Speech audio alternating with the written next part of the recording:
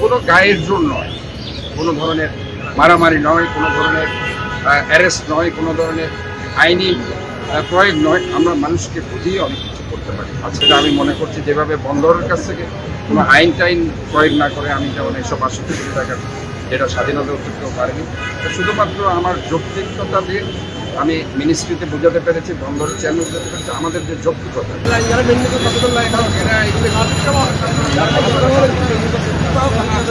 আমি যেটা বলতে চাই সেটা হচ্ছে আমরা সবাই মিলে শহরটাকে একটা দৃষ্টিনন্দন করতে চাই এবং মানুষের বসবাসযোগ্য একটি শহরে পরিণত করতে চাই। কারণ ৬০-এর দশকের হয়তোবা জনগণ কম সংখ্যক শহর আমি পরিণত করতে পারবো না ১০ লাখের শহরে। আমি হয়তোবা ৬০-এর দশকের পরিবেশটাকে আমি হয়তোবা কিছুটা ফিরিয়ে দিতে পারবো। কারণ আমি যদি এই কাজগুলো করতে পারি, বিশেষ করে আস্কার দিঘির পার্কে আমি যদি দৃষ্টি নন্দন করে মানুষের চোখের সামনে আনতে পারি, আমি যদি জোড়ার দিকে, আমি যদি ফেলুয়ার দিকে, আমি যদি আপনার দেবার পার্ক এগুলি যদি ওয়াকওয়ে করে দিয়ে মানুষকে দেখাতে পারি, এই সিআরবি এলাকাটাকে আরও বেশি সুন্দর গ্রিন লেভিশ করতে পারি এবং এই হকার্সদেরকে যদি আমরা আজকে যেমন সকাল ৮টা থেকে ১১টা পর্যন্ত তারা বসবে না, ভোর থেকে ৩টা পর্যন্ত, ৩টার পর থেকে তারা একটা ইভিনিং মার্কেট হিসাবে তারা আমরা করে দিব আস্তে আস্তে। আপাতত তারা তাদের মতো করবে, আমরা তাদেরকে ৫টা পর্যন্ত বলেছি, পরে তারা অগ্রবদ্ধ হয়ে রিকোয়েস্ট করে তারা ৩টা পর্যন্ত সম্মত হয়েছে।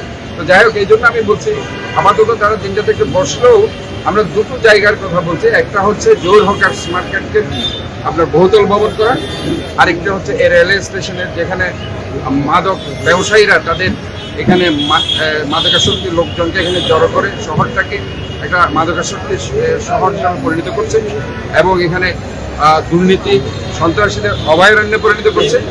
আমরা এটাকে মুক্ত করে একটি চমৎকার পরিবেশ আনতে চাই, যেখানে অবশ্যই রেলওয়ে রাজস্ব পাবে এবং সিটি কর্পোরেশন এটাকে সুন্দরভাবে সেটা উপস্থাপন করবে। আমি আজকে হকার্স দলের জাতীয়তাবাদী শ্রমিক দল, জাতীয়তাবাদী হকার্স ফেডারেশন এবং অন্যান্য শ্রমিক সংগঠন যারা এখানে আমার পিছনে আছে, আমি তাদেরকে ধন্যবাদ জানাচ্ছি।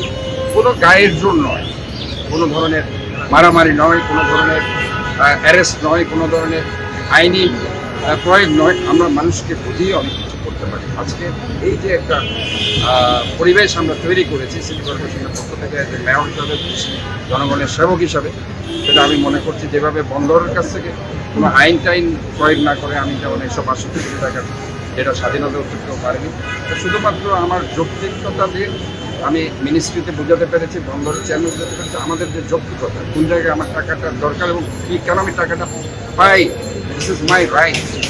এটা জনগণ ৭০ লক্ষ মানুষের অধিকার এই টাকা। কাজে আমি মনে করি যে এইভাবে যৌক্তিকতার জায়গায় গিয়ে আমরা যদি সব জায়গায় করতে পারি, তাহলে পরে আমরা হয়তো অনেক কিছু চাইছি।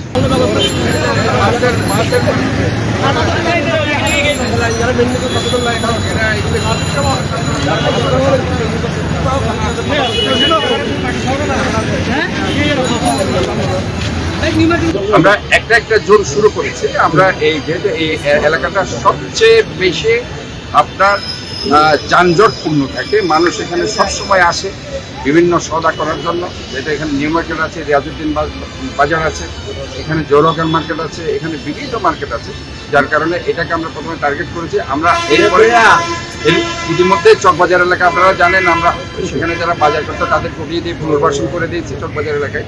আমরা আরেকটা টার্গেট করছি মেডিকেল কলেজ এলাকা, যেখানে সারাক্ষণ রোগীরা সেখানে যায়, রোগীদের আত্মীয় স্বজন ওষুধের জন্য দৌড়াদৌড়ি করে ফুটপাথগুলো দখল হয়ে গেছে। এই এলাকাটা আমি বলতে চাই যারা এখনো আছে তারা উঠে যান, আমি অনতি বিলম্বে এটাকে ধরছি এবং সেটা আমরা ফ্রি করে দেবো।